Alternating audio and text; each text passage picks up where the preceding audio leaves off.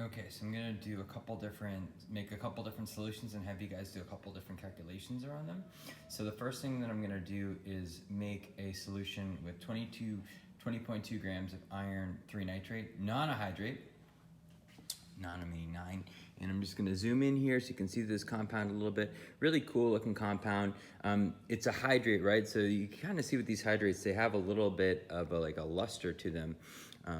With sort of the water that gets trapped within that crystal. The other thing to note is this compound is an iron compound, so you sort of see that characteristic iron ion color, and you might think like this kind of looks rusty because iron ions are kind of reddish rusty color.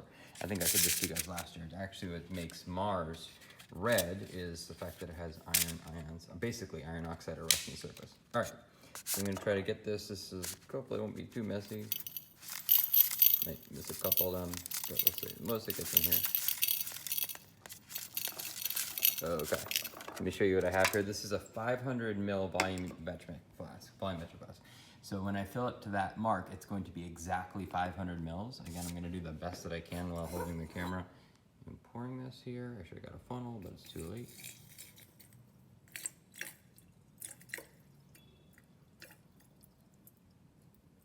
Okay, I'm trying to fill it exactly up to that 500 mil mark.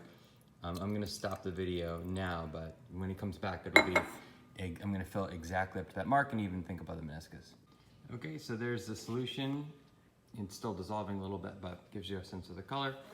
And also just to try to show you my beautiful meniscus work here, I try to get it exactly at that 500 mil mark. So, this is part one.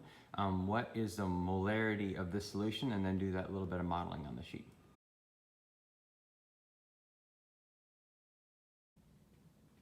Okay, this is part two. So for part two, I'm going to pour 45 mils of that initial solution we just made into this 100 milliliter volumetric flask, and it's just like the other one. This line is exactly 100 milliliters.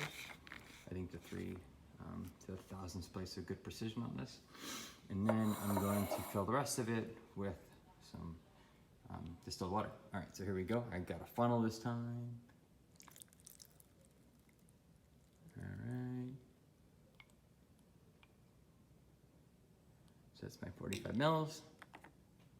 Now I'm gonna do my best to get it right up that line. Might be a little bit over. It's hard to do with a camera in your hands, but oh shoot.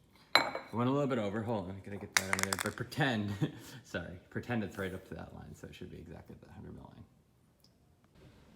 All right, I had to cheat a little bit, but you can see them side by side, so you can see the color as well, the original and the dilution.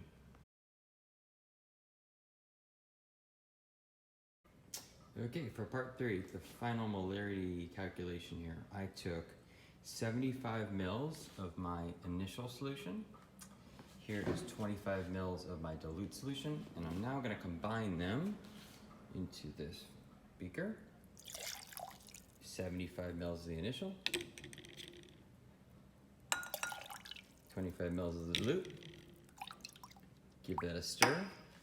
Should have 100 total mils there. Actually, if you look at this, it looks like a little bit over because the beaker is not as precise as the graduated cylinder.